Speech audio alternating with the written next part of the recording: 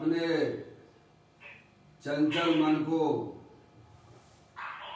एवं चंचल उपयोग को स्थिर करने के लिए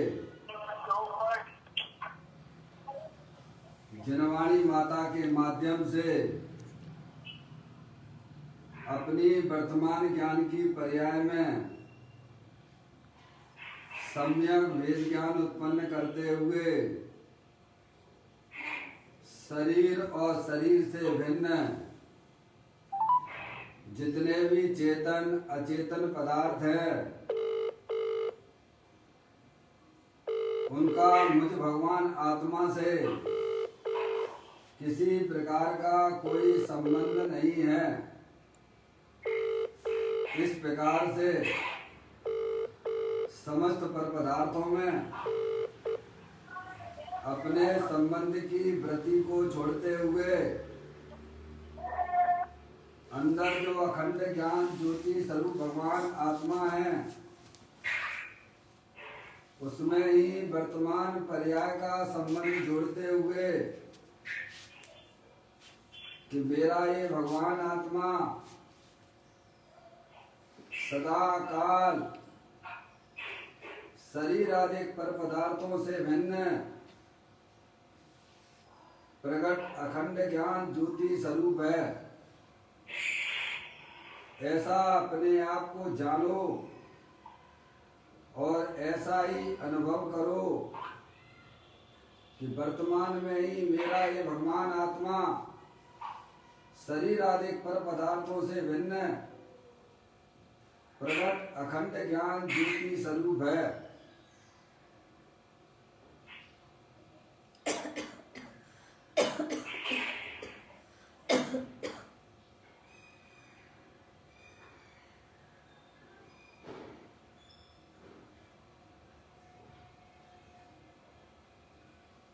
इसी प्रकार से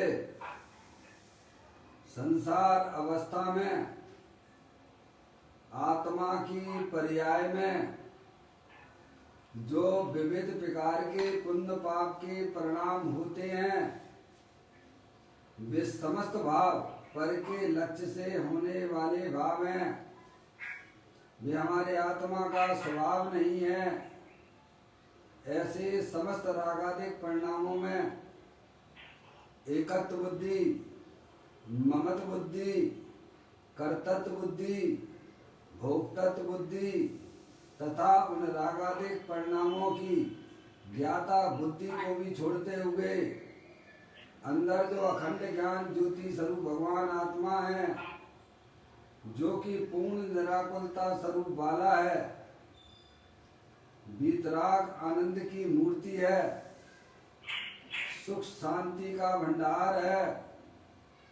ऐसे गायक प्रभु परमात्मा में शरीर रागादिक का लक्ष्य छोड़ के मैं तो तीनों काल ज्ञानानंद मूर्ति भगवान आत्मा हूँ ऐसा अपने आप को जानो और ऐसा ही अनुभव करो कि मैं वर्तमान में इस शरीर रागादिक से भिन्न ज्ञानानंद मूर्ति भगवान आत्मा हूँ।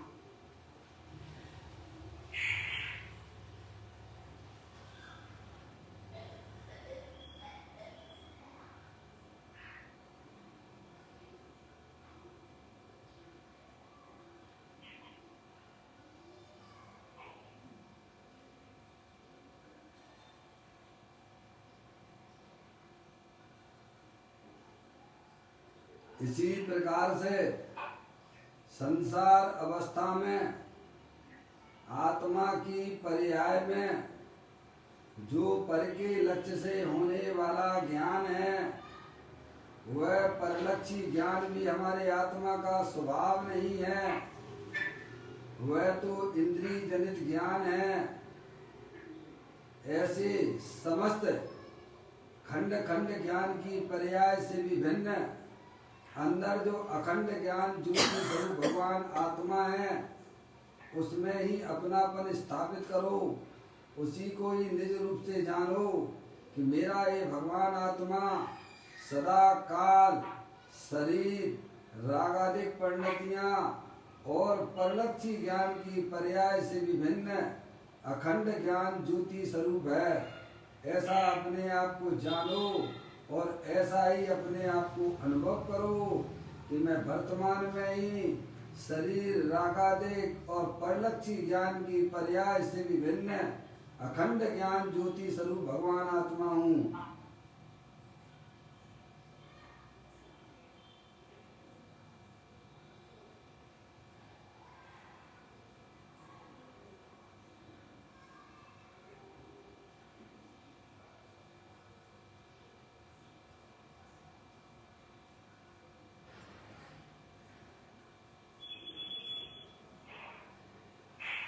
मेरे भगवान आत्मा में शरीर रागादिक परिणतियां और परलक्षी ज्ञान की पर्याय का भी प्रवेश नहीं होता है, क्योंकि मेरा ये भगवान आत्मा सदा काल शुद्ध वीतराग विज्ञान घन स्वरूप है। ऐसा अपने आप को जानो और ऐसा ही अनुभव करो कि मेरे आत्म स्वरूप के अंदर बाहर की कोई भी वस्तुओं का प्रवेश नहीं होता है। मेरे आत्म स्वरूप के अंदर शरीर आदि पर पदार्थों का प्रवेश नहीं होता है। मेरे आत्म स्वरूप के अंदर रागादिक परिणतियों का भी प्रवेश नहीं होता है। मेरे आत्म स्वरूप के अंदर परलक्षी ज्ञान की पर्याय का भी प्रवेश नहीं होता है, क्योंकि मैं तो तीनों काल शुद्ध वीतराग विज्ञान घन स्वरूप भगवान आत्मा हूँ। ऐसा अपने आप को जानो और ऐसा ही अपने आप को देखो। मैं तो वीतराग विज्ञान घन स्वरूप भगवान आत्मा हूँ।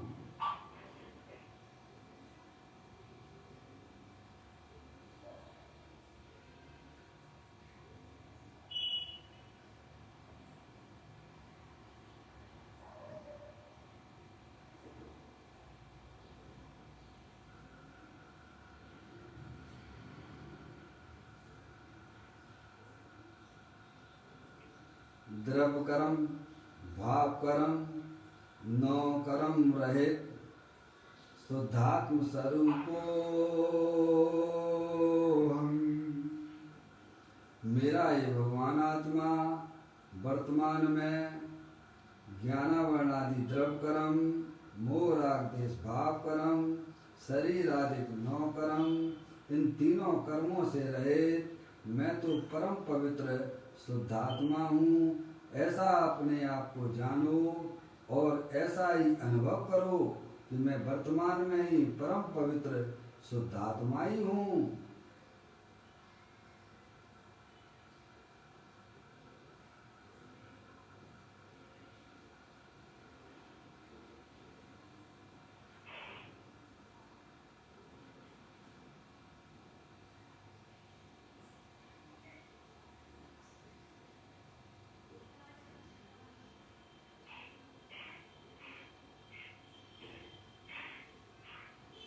ओम नमः सिद्धेव्या।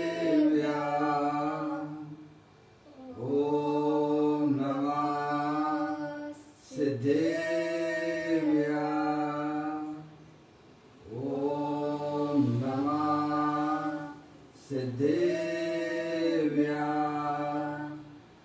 चिंतामणि सम स्वयं का चैतन्य तत्वमान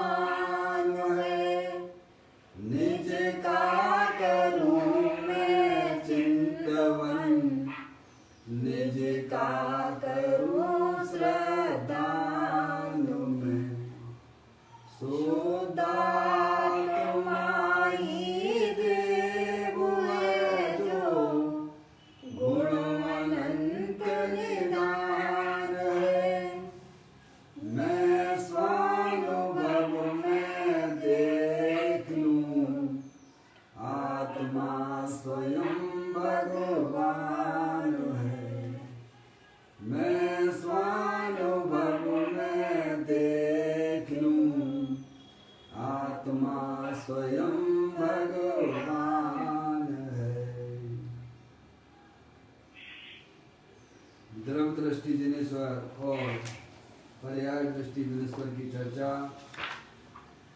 महान ग्रंथ के माध्यम से हम और आप यहाँ इसका स्वाध्याय कर रहे हैं। पुस्तक को निकाल लीजिएगा।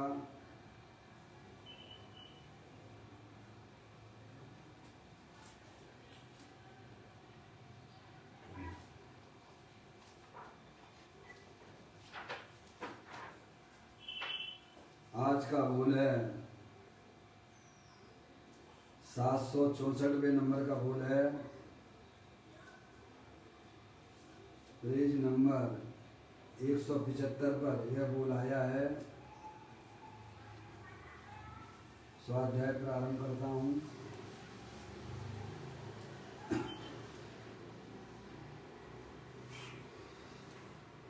गुण स्थानों को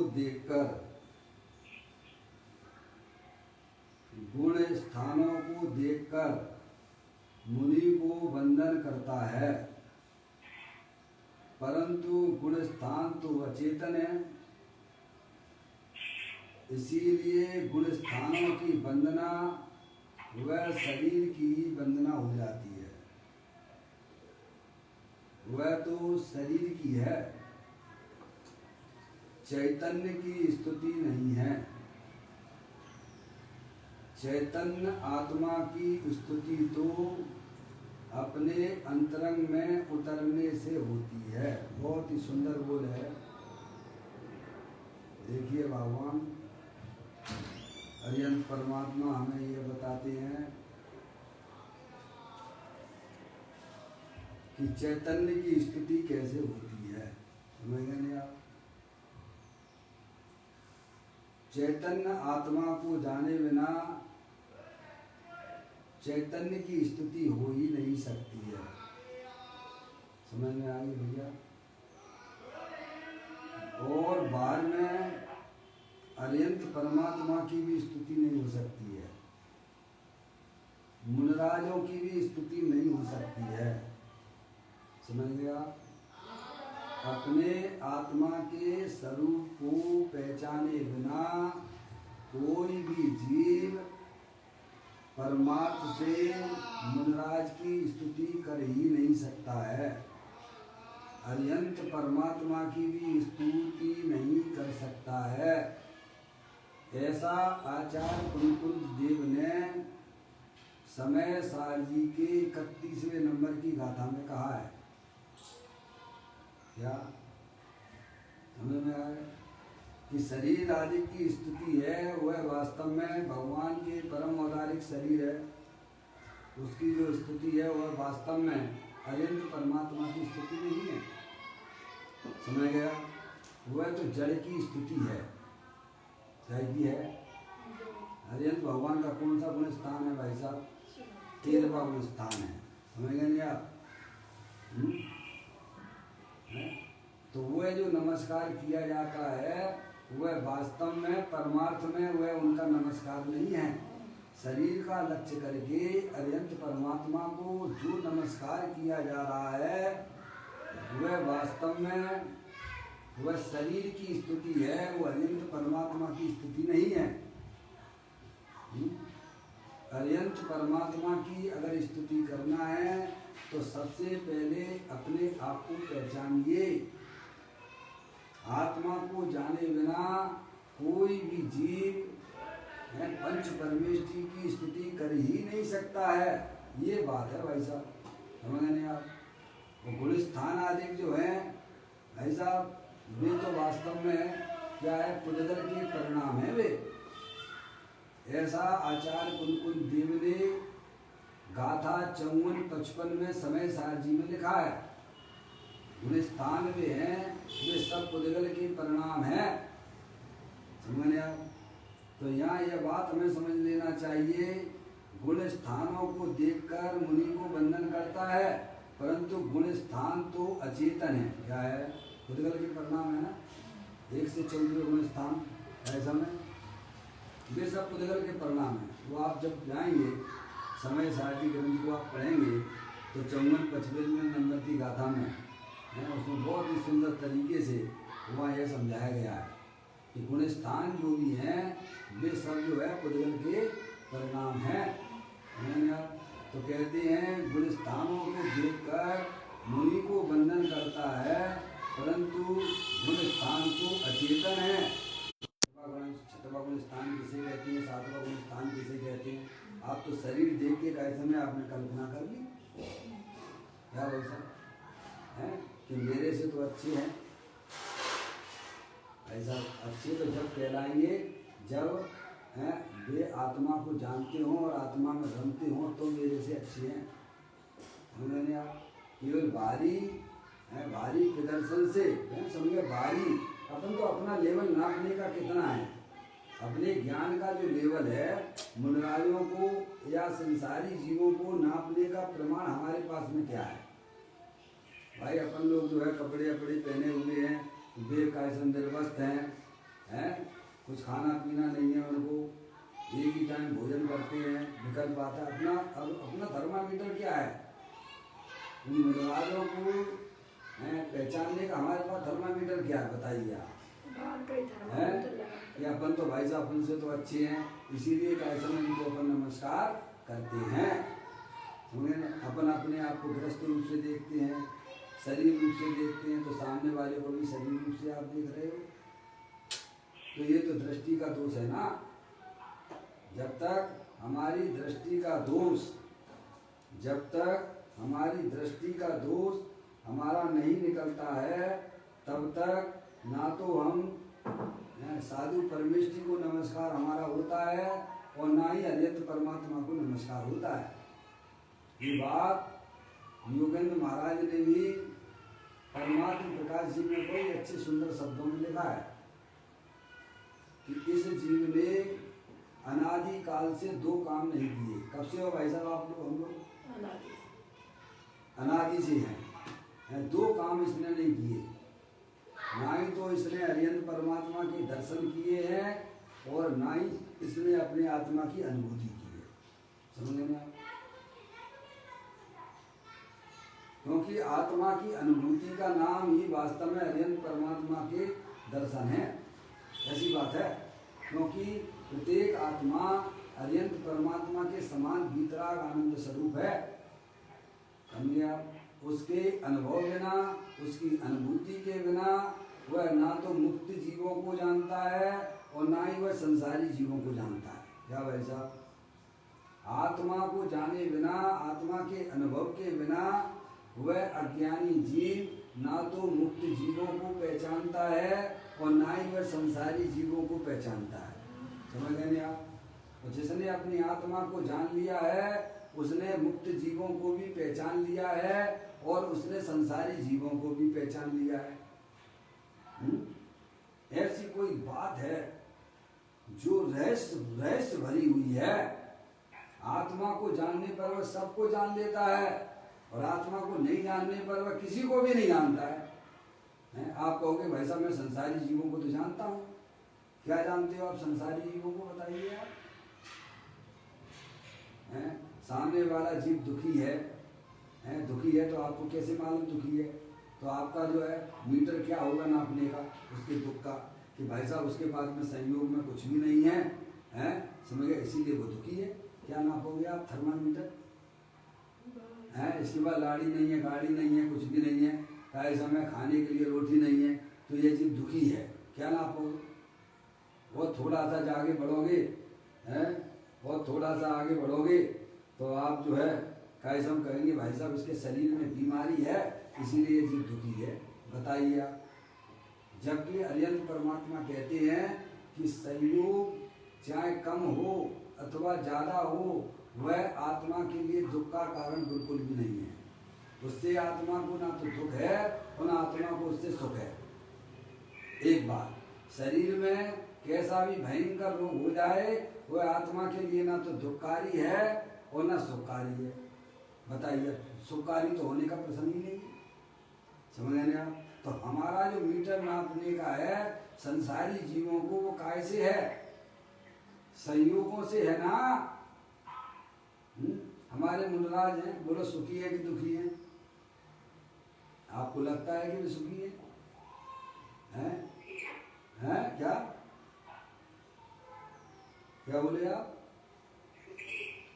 सुखी आपको जब नजर आएगा जब आपको अपने आत्मा का अनुभव कहलाएगा। अगर सुखी होता तो उनके बताए हुए मार्ग को हम अपने जीवन में उतार लेते। अरे परिपूर्ण रूप से ना भी उतार पाए पर कुछ तो हमें श्रद्धा ज्ञान तो पक्का होता ना, इतना एटलीस्ट तो हमारी पर्याय में होता ना। अगर मुनराज आपको सुखी देखते हैं तो आपको ये लगना चाहिए कि भाई साहब शरीर में रोग जो हुआ है वो अपने स्वयं काल में हुआ है, मैं इसका करता धरता नहीं हूं, मैं तो जानने देखने वाला हूं। क्या मुनराज अगर आपको सुखी देखते हैं तो भाई साहब अंदर में होने वाली कसायों के परिणमन जो है ना भाई साहब सारे बदल जाते हैं, अंदर की पर्याय ही बदल जाती है। आप ये समझिएगा, बड़ा सुंदर बात है ये। हम तो देखा देखी या आगम में पढ़ के उनको सुखी बताते हैं। आप अपने आत्मा को जान लोगे तो आपको मालूम पड़ जाएगा कि संसारी जी कितने बिलबिला रहे हैं, दुख से भाव मरण कर रहे हैं। समझ गए आप? और हमारा मीटर नापने का संसारी जीवों को अथवा मुक्त जीवों को वो कैसे है, उन स्थानों से है। कैसे है समझ में आया भाई साहब? इसके पास में सहयोग नहीं है। देखो भैया कुत्ता बिल्ली है कैसे कैसे दुखी हो रहे हैं बेचारे, शरीर में रोग हो गया कितने दुखी हो रहे हैं।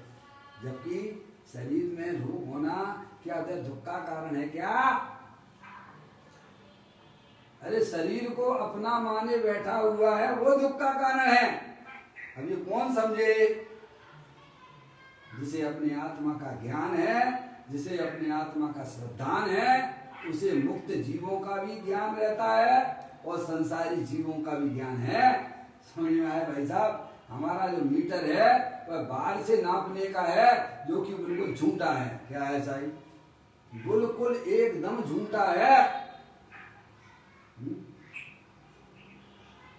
तो यहाँ यही बात हमको समझाई जा रही है कि बाहर से नमस्कार करता है, मानता कि मैंने मुनराज को नमस्कार किया है। मुनराज कौन है? आत्मा है कि शरीर है? बोलो है? मुनराज कौन है? हरियन परमात्मा कौन है? मुनराज हरियन परमात्मा कौन है? आत्मा है कौन है? पर आप जानते हो हरियन परमात्मा के पास में कितना कितना है, क्या क्या उन्होंने अपने जीवन में कर रखा है, बताइए आप। सिद्ध परमात्मा सुखी है कि दुखी है? हम कह देते हैं भाई साहब वे तो बहुत सुखी है, पर भाव वासन में बिल्कुल भी नहीं है। क्या फिर अगर वे सुखी हैं तो निरंतर पंचेंद्रिय के विषयों के चक्कर क्यों लगा रहे भाई साहब? हैं कुछ तो अंदर में ढिलास हो परिणामों में हैं। अरे श्रद्धा ज्ञान जब पक्का होता है तो परिणामों में अपने आप शिथिलता आ जाती है कसायों की। उसका वेग में वह बहता नहीं है। ज्ञानी के जीवन में भी रागादिक परिणाम होते हैं पर वो बहता नहीं है, ये उसमें खास बात है। क्या समझे ना? अब वह मर्यादित रागादिक परिणाम उसके होते हैं, समझे ना? भूमि का अनुसार। तो यहाँ इतनी बात में सुंदर से बताई जा रही है कि गुण स्थानों को देखकर मुनि को वंदन करता है, परंतु गुण स्थान तो अचेतन है, इसीलिए गुण स्थानों की वंदना व शरीर की वंदना हो जाती है। किसकी वंदना हो जाती है? समझ ना? क्योंकि आत्मा को जाना नहीं है, तो आत्मा को नहीं जाना है तो जो बाहर में दिख रहा है कि भाई साहब ये मेरे से बड़े हैं, साधु परमेष्ठी हो अथवा अरियन परमात्मा हो। क्या भाई साहब? तो समझते कि मैंने उनको नमस्कार किया, वंदना की। जबकि योगेंद्र महाराज परमात्मा प्रकाश जी कहते तुमने भाई साहब अनंत बार समूह शरण में गए तो तुमने भगवान की वंदना की ही नहीं है, वंदन भगवान की आपने स्तुति की ही नहीं है। भले ही थाली में लेके क्या भाई साहब भव भव में पूजन की नहीं, दान सुपातन दीना। क्या भाई साहब हीरे जवाहरात से भाई साहब भगवान की पूजा की समूह शरण में थाली में लेके, समझ गए आप? तो अभी तुमने भगवान की वंदना की नहीं है। क्यों नहीं की? क्योंकि एक तो आप अपने आप को करता धरता देखते हो उनकी कि मैं वंदना करने वाला हूँ। तुम वंदना करने वाले हो कि जानने वाले हो? जानने की कोटि में आए बिना कोई भी जीवों को है भाई साहब वह वंदना स्तुति होती नहीं है। और व्यवहार से अगर कहा जाए तो व्यवहार से ज्ञानियों को होती है, अज्ञानियों को होती भी नहीं है। व्यवहार लागू पड़ता है तो वह ज्ञानियों को होता है, समझे आप। जो स्वभाव का परिणाम है वह स्वभाव वास्तव में ज्ञानी के स्वभाव को ही स्वभाव बना गया है, और अज्ञानी के स्वभाव को उसे तो जो है बाल व्रत और बाल तप कह के आगम में उसको अलग कर दिया गया। समझ में आया ऐसा? तो यहाँ कहते हैं गुणस्थानों की वंदना वह शरीर की ही वंदना हो जाती है, वह तो शरीर की है, चैतन्य की स्तुति नहीं है। मुनराज कौन है? शरीर है कि चैतन्य है? अरिहंत परमात्मा कौन है? परम औदारिक शरीर वाले भगवान है क्या भाई साहब? शरीर वाले भगवान है कि चैतन्य ज्योति जो अंदर जल रही है वे अरिहंत परमात्मा है? बोलो। अरिहंत परमात्मा वास्तव में कौन है? अरे आत्मा ही परमात्मा है। उन्होंने अपनी पर्याय में जो अनंत चतुष्ट है अनंत शक्तियां जो द्रव्य के अंदर थी उनको परिपूर्ण रूप से उन्होंने अपनी पर्याय में व्यक्त किया है, उन्हें अरिहंत परमात्मा कहते हैं। तो आत्मा को जाने बिना भाई साहब वह पंच परमेष्टि की स्तुति और वंदना होती नहीं है। ये कहते हैं कि चैतन्य की स्तुति नहीं है, समझ नहीं आप। वह तो वास्तव में शरीर की स्तुति है। किसकी है? वह तो किसकी? शरीर की स्तुति है। ऐसा वहां पर 31वें नंबर की गाथा में कहा है, निश्चय स्तुति का स्वरूप बताया है कि अरिहंत परमात्मा की स्तुति क्या है।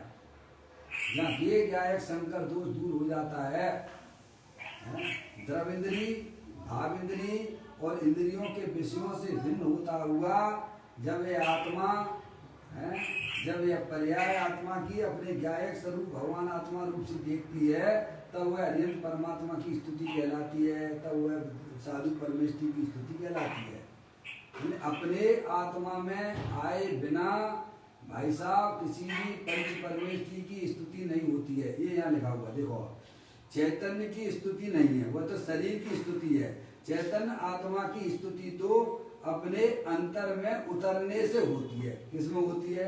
ये नहीं कहा कि भाई साहब दूसरे आत्मा में उतरने से होती है। क्या लिखा है? कहाँ उतरना है? अरे बोलो ना। चैतन्य आत्मा की स्तुति तो अपने अंतर में उतरने से होती है। अब अपने में तो आप जब उतरोगे, जब आप अपने आप को पहचानते हो, अपने आप को जानते हो, तभी तो अपनी आत्मा में उतर पाओगे ना। अब अंधकार है, आपको पता ही नहीं है, अपन को जो है उसमें उतरना है, कुएं में उतरना है, अथाह पानी भरा हुआ है, समझिएगा, और आपको कुछ दिख ही नहीं रहा है, तो आप कैसे उतरोगे? उसमें प्यास तो बहुत लग रही है भाई साहब, लेकिन हमें कुआं दिखता ही नहीं है। जब दिखता ही नहीं है तो तुम्हारी प्यास कैसे बुझेगी भाई साहब? ज्ञानी के पास में भेद ज्ञान की ज्योति जली हुई है, वह जानता है कि मैं तो चेतनेश्वर भगवान आत्मा हूँ, शरीर है ये हमारी आत्मा से अत्यंत भिन्न है, और आत्मा में जो भी रागाधिक परिणाम होते हैं वे भी हमारी आत्मा से अत्यंत भिन्न है। इसीलिए वह अपनी आत्मा में धीरे से आराम से उतर जाता है। समझ गए? हमें तो कुछ भी पता नहीं है, ना तो मैं शरीर का पता, ना मैं रागाधिक परिणतियों का पता, और ना मैं अपनी आत्मा का पता, और ना हमें कर्मों पे भरोसा। तो बताओ कैसे उतरोगे आत्मा में? कैसे अपने आत्मा को जानोगे भाई साहब? जब आत्मा को नहीं जानोगे तो आप अरिहंत तो साधु परमेष्टि को भी नहीं जानते हो आप, क्योंकि वे भी आत्मा ही है ना। न्याय है अज्ञानी जीव के दुखों को भी नहीं जानते हो। अज्ञानी जीव है, संसारी जीव है, उनके दुख को कौन जानता है? जिसने अपनी आत्मा का आनंद किया वो जानता है कि भाई साहब ये जीव कितना बिलबिला रहा है, भले ही संयोगों में कितना भी राजपाट क्यों ना हो, लेकिन माँ दुखी है। आपको लगेगा कि माँ दुखी है? बताइए आप। क्योंकि हमारा आपका जो मेजरमेंट नापने का है दूसरे व्यक्ति जीवों का, वह संयोगों से है, समझ गए आप? जबकि आत्मा तीनों काल संयोगों से भिन्न है, समझ गए आप? अब ये ज्ञान आपको यही मिल सकता है। अर्यंत परमात्मा के द्वार पर ही मिल सकता है। अन्य जगह तो इसकी खुशबू भी नहीं है। क्या कहा? अन्य जगह तो भाई साहब इसकी गंध भी नहीं है, इस तत्व की गंध भी नहीं है। धर्म होने की बात तो बहुत दूर की हो गई। आत्मा का अगर सच्चा ज्ञान करना है तो अर्यंत परमात्मा ने जो वस्तु स्वरूप का उनकी दिव्य ध्वनि में जो आया है कि भाई साहब आप तो चेत लेकर भगवान आत्मा हो, अनंत शक्तियों के भंडार वाले हो और तीनों काल निराकुल ज्ञान आनंद की मूर्ति हो, जिसमें शरीर का प्रवेश नहीं हो रहा है। शरीर तुम्हारे आत्मा से अत्यंत भिन्न है। रागादिक परिणतियां भी हर बार नई नई उत्पन्न होती हैं और चली जाती हैं, तुम्हारे आत्मा के अंदर प्रवेश करती नहीं है। ऐसा सच्चा ज्ञान एक बीतरागी भगवान अर्यंत परमात्मा के द्वार पर ही आकर होता है। जब यह जीव इन बातों को बारंबार सुनता है, एक बार से काम नहीं चलता है। समझ में आ गया भाई साहब? बारंबार बारंबार बारंबार अनादिकाल से ऐसी मान्यता पड़ी हुई है कि भाई साहब संयोग है, वे हमारे सुख के कारण है भाई साहब। संयोग नहीं है तो मोह इसका जो है भटक जाता है, ऐसा दुखी हो जाता है। शरीर में रोगादिक हुए तो ऐसे ऐसा दुखी होता है जैसे कि घर में किसी अनिष्ट व्यक्ति का वियोग हो गया, इष्ट व्यक्ति का वियोग हो गया भाई साहब। क्या समझ नहीं आया? क्यों? भेद ज्ञान की ज्योति नहीं है ना। जहाँ भेद ज्ञान की ज्योति है वहाँ संयोग कितना भी हो भाई साहब, अरे भरत चक्रवर्ती जैसा भी संयोग राजपाट क्यों ना हो, पर एक परमाणु मात्र को भी वो अपना रूप से नहीं देखता है। अरे वो तो छोड़ो, पर पदार्थों को तो अपना एक परमाणु मात्र नहीं मानता है, लेकिन उस राग का परिणाम जो फल के लक्ष्य से हुआ है उस राग के परिणाम को भी वह अपना नहीं मानता है। अब उसे ज्ञान सब है, समझ लिया? उसे मालूम है कि इंद्रिय का जीव कैसा दुखी हो रहा है? अन्य इंद्रियों में रहने वाला 2 इंद्रिय 3 इंद्रिय 4 इंद्रिय 5 इंद्रिय संगी असंगी 4 गति में रहने वाला जीव सुखी है कि दुखी है, वो जानता सही में। कौन जानता है? जिसने अपने आत्मा का अनुभव किया वो जानता है।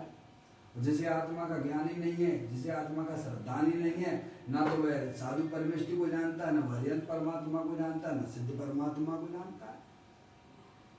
ज्यादा आगम में जो लिखा हुआ है बस वैसे अपन बोल देते हैं, हमको अंदर में फीलिंग ही नहीं होती है। क्यों? क्योंकि हम जिम्मेदारी से अगर आप अपने आत्मा का वास्तव में हमें ये 4 गति 84 लाख दुख रूप भाषित हुई हो, क्या भाई साहब, इनसे बचना है तो ज्ञानी कहते हैं कि प्रभु के द्वारा बताया गया जो तत्व है उसे आप बराबर सुनिए। आप करत करत अभ्यास से जनमत भूत सुजान, रस्सी यावत जात में सिर पर पड़े निशान। अनादिकाल से जीव को, अज्ञानी जीवों को शरीर है सो मैं हूँ, राग का करने वाला मैं हूँ, जबकि ये आत्मा तीनों काल ज्ञाता दृष्टा पुरुष है। शरीर को छूता तक नहीं है, शरीर को करने की बात तो दूर हो गई। समझ में आया भाई साहब?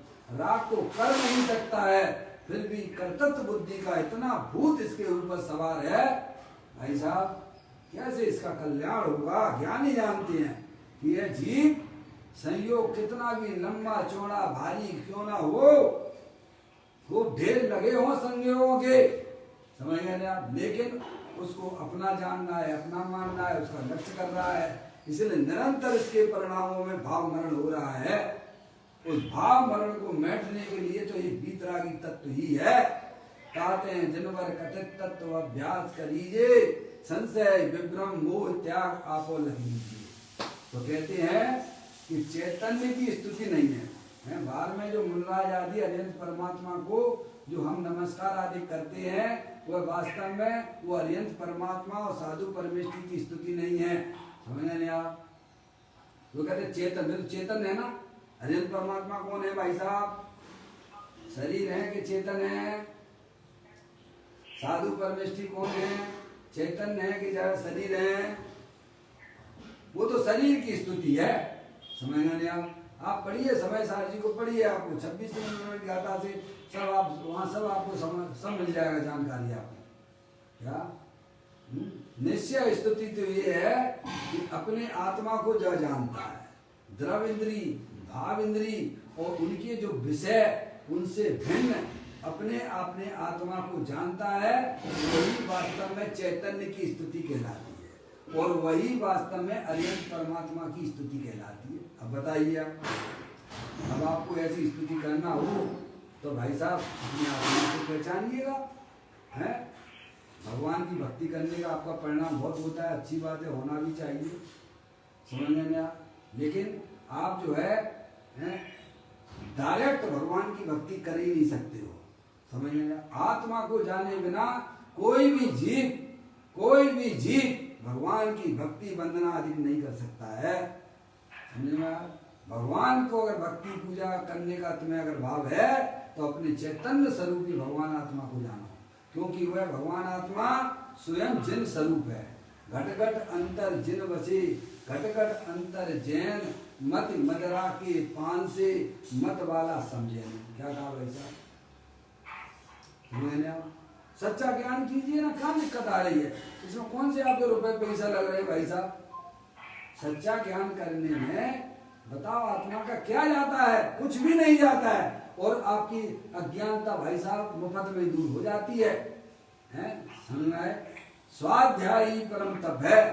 स्वाध्यायी हमारे जो है आत्मा में होने वाले अज्ञानता को दूर करने में निमित्त हो सकती है। बाकी भाई साहब कोई भी आपको सुखी नहीं कर सकता है, समझने आप। तो यहाँ ये कहते हैं कि चैतन्य की स्तुति नहीं है, वह तो शरीर की स्तुति है, समझने आप। और फिर कहते हैं चैतन्य आत्मा की स्तुति तो अपने अंतर में उतरने से होती है। कैसे होती है भाई साहब? हैं? चैतन्य आप कौन हो भाई साहब? आप जड़ हो के चेतन हो, शरीर हो के चेतने तो भगवान जानने देखने वाले हो। अरे कौन हो साहब? मैं तो पुरुष हूँ, मैं स्त्री हूँ, मैं बालक हूँ, मैं वृद्ध हूँ। अरे भाई ये तो शरीर है, तुम तो जानने देखने वाले भगवान आत्मा हो भाई, हैं? एक घड़ा उल्टा रखा, बाकी सब घड़े आपके उल्टे लगने वाले हैं। एक मान्यता रूपी घड़ा आपने उल्टा रख लिया कि भाई साहब हो तो आप चेतनेश्वर भगवान आत्मा सिद्ध की जाति वाले हो, और हम अपने आप को शरीर के संयोग से देखते हैं। ये हमारे जीवन की सबसे बड़ी भूल है, समझ में आया भाई साहब?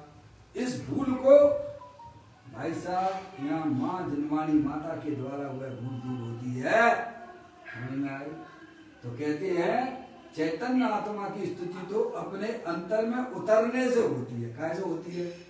जब उपयोग हमारा पर द्रव, पर भाव और पर्याय का भी लक्ष्य छोड़ के अंदर जो चैतन्य वस्तु है उसकी तरफ जाता है, उसमें उतरता है, तब भगवान की स्तुति और वह साधु परमेश्वरी की स्तुति और वही वास्तव में आत्मा की स्तुति है। क्या की समझ में भाई साहब? आपका बहुत मन होता है कि प्रभु के दर्शन करें, बहुत इच्छा होता है भगवान की भक्ति करें, बहुत अच्छी बात है।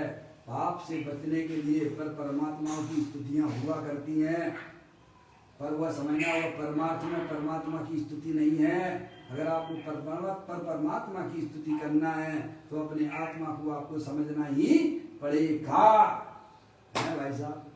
ये बात है, समझे आप? तो कहते हैं चैतन्य आत्मा की स्तुति तो अपने अंतर में जानने से, अपने अंतर में उतरने से होती है। कौन उतरेगा भाई साहब? उतरने वाला कौन है? दो चीजें हैं आपके पास में, एक तो चैतन्य द्रव है, तीनों काल एक रूप रहने वाला भगवान आत्मा कारण परमात्मा है, और एक पर्याय है, पर्याय के बिना द्रव नहीं होता, द्रव पर्याय के बिना नहीं होती है। तो उतरेगी कौन? तो पर्याय उतरेगी। कौन उतरेगी भाई साहब? किसमें उतरेगी?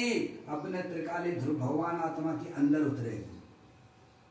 वह आनंद स्वरूप है, ज्ञान आनंद मूर्ति है। अब बताइए आपके पास क्या कमी है? मुझे तो कुछ लगता नहीं है भाई साहब, समझ में आया है? भगवान सिद्ध परमात्मा जैसा आत्मा द्रव्य रूप से भी विद्यमान है और वर्तमान पर्याय भी है आपके पास में। अब ध्यान और कर लो भाई साहब, सच्चा क्या कर लो? सच्चा ज्ञान कर लो, हैं? तो अपने भगवान आत्मा में उतरने में कौन आपको बाधा होगा? बताइए आप। आपको अपने घर में जाने में कोई रोक सकता है क्या? पर तो घर का तो ज्ञान करना पड़ेगा कि नहीं करना पड़ेगा कि मेरा घर कौन सा है, बताइए आप। सर हमें तो पता नहीं मेरा घर कौन सा है, तो बस ऐसे ही घूमते रहिए सड़कों पर। समझ में आया? पहले अपने घर का ज्ञान करो, और अपने घर का ज्ञान हो जाने पर भाई साहब अपने घर में जाने से कोई रोक सकता है? किसी की ताकत है क्या? बोलो है? आपको अपने घर का ज्ञान और श्रद्धान है तो आपको अपने घर में जाने से किसी दुनिया की ताकत नहीं है कि वो आपके घर में आपको जाने से रोक सके। ऐसे ही आत्मा को जब अपना ज्ञान और श्रद्धान अपने चेतनेश्वर भगवान आत्मा का ज्ञान हो जाता है तब दुनिया में किसी की ताकत नहीं है कि उसे अपने भगवान आत्मा में अंदर उतरने से कोई रोक सके। समझो कि पर्याय भी स्वतंत्र है और द्रव्य भी स्वतंत्र है, उसे कोई नहीं रोक सकता है। ऐसा भगवान कहते हैं कि भाई साहब अपना चैतन्य स्वरूपी भगवान आत्मा का ज्ञान करोगे, श्रद्धान करोगे तो ही आप पंच परमेष्टि के स्वरूप को पहचान पाओगे। और अपनी पर्याय को अपने गायक को परमात्मा के सम्मुख जब हो जाती है तब वही वास्तव में पंच परमेष्टि की स्तुति व्यवहार से कही जाती है, और परमात्मा से तो आत्मा की स्तुति ही पंच परमेष्टि की स्तुति कहलाती है। इस प्रकार से यह बोल को अपन पूरा करते हैं। अभी यहाँ पर समय हो गया। निज निधि निज में बताई ये अनंत अनंत उपकार है, उसके लिए जनवाणी माँ को वंदना सतवार है, वंदना सतवार है। 9 का 9 का